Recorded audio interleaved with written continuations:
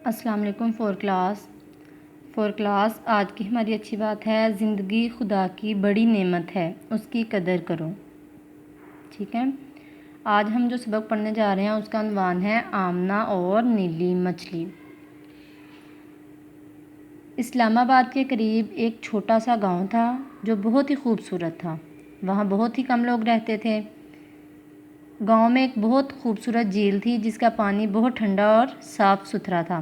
پانی کی سطح سے مچھلیاں بھی تیرتی نظر آتیں۔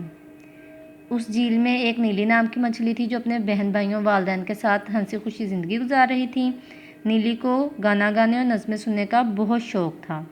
ایک روز جب وہ کھانا ڈھونڈنے گھر سے نکلی، اسے موسیقی کی آواز آئی۔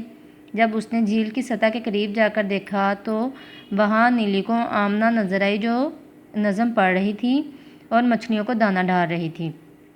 آمنہ جھیل کے پاس ہی اپنے والدین کے ساتھ ایک چھوٹے سے گھر میں رہتی تھی اور وہاں پہ آمنہ نے نیلی مچھلی کو دیکھا، اسے وہ بہت اچھی لگی۔ اس کے بعد جب بھی آمنہ جھیل کی سیر کو آتی تو نیلی کو دانہ ضرور ڈالتی۔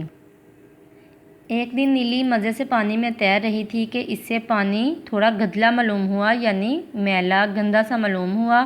پانی سے تیل کی بو آ رہی تھی۔ جب نیلی نے پریشانی میں دیکھا اس کے چھوٹے بہن بھائی بیمار پڑ رہے ہیں اور انہیں سانس لینے میں بھی مشکل ہو رہی ہے، نیلی گھبرا کر جھیل کی سطح تک آئی۔ اسے اپنی پرانی سہیلی سنہری مچھلی نظر آئی۔ سنہری بھی بیمار تھی۔ نیلی نے اس کا حال پوچھا تو اس نے بتایا کہ کل سے ہمارے گھر کے قریب جو پانی ہے وہ بہت عجیب سا ہے اور ہمیں سانس لینے میں مشکل پیش آ رہی ہے۔ نیلی نے گھبرا کر کہا، اچانک کیا ہوا؟ تو سنہری نے بتایا کہ جھیل کے پاس ہی ایک فیکٹری ہے، اس کا سارا گندا اور زہریلا پانی جو ہے اس فیکٹری کا مالک ہماری جھیل میں پھینک رہا ہے، جس سے جھیل کا پانی آلودہ ہو رہا ہے۔ نیلی پریشان ہو کر بولی، اگر اسی طرح گندا اور زہریلا پانی آتا رہا تو تمام مچھلیاں مر جائیں گی۔ سنہری اور نیلی یہ بات کر رہی تھی کہ وہاں دور ہی ایک پائپ نظر آیا۔ اس سے پہلے کہ وہ اپنی جان بچا کر بھاگتیں، گندے پانی کا ریلا آیا جو سنہری اور نیلی کو بہا کر لے گیا۔ اس دن جب آمنہ اپنے گھر سے باہر نکلی اس کو جھیل پہلے سے مختلف لگی۔ جھیل سے بدبو آ رہی تھی، پانی بھی گندا تھا اور کچھ مچھلیاں جو تھیں مری ہوئی نظر آئیں۔ انہی مچھلیوں میں نیلی بھی تھی۔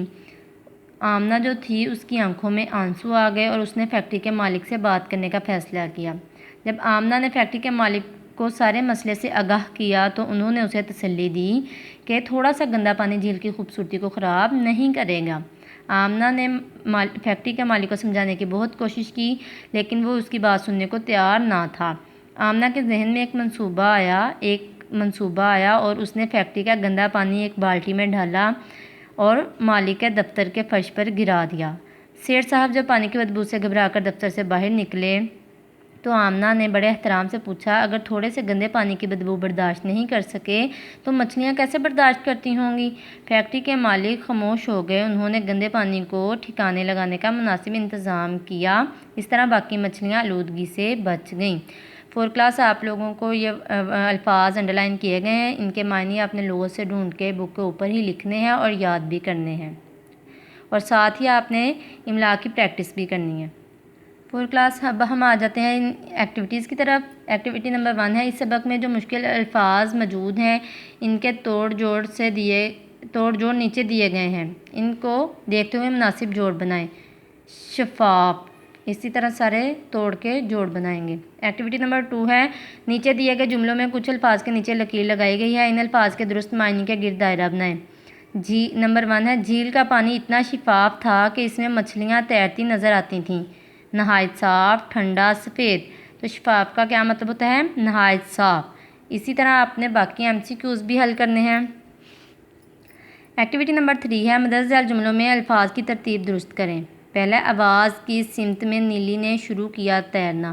یہ الفاظ ہیں، آگے پیچھے کر کے لکھے ہوئے ہیں، ہم نے ان کی ترتیب جو ہے درست کرنی ہے۔ نیلی نے آواز کی سمت میں تیرنا شروع کیا۔ اسی طرح باقی بھی الفاظ کی ترتیب درست کریں گے آپ لوگ۔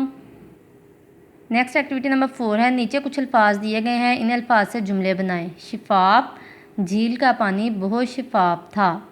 ان الفاظ کے سب کے جملے بنائیں گے آپ لوگ۔ ایکٹیویٹی نمبر 5 ہے، نیچے دیے گئے سوالات کے جواب دیں۔ سوال نمبر 1 ہے، جھیل کیسی تھی؟ جھیل بہت خوبصورت تھی۔ نیلی کو کون دانہ ڈالتی تھی؟ نیلی کو آمنہ دانہ ڈالتی تھی۔ جھیل میں آلودگی کیوں پھیل رہی تھی؟ جھیل میں آلودگی فیکٹری کے زہریلے پانی سے پھیل رہی تھی۔ فیکٹری کے مالک نے آمنہ سے کیا کہا؟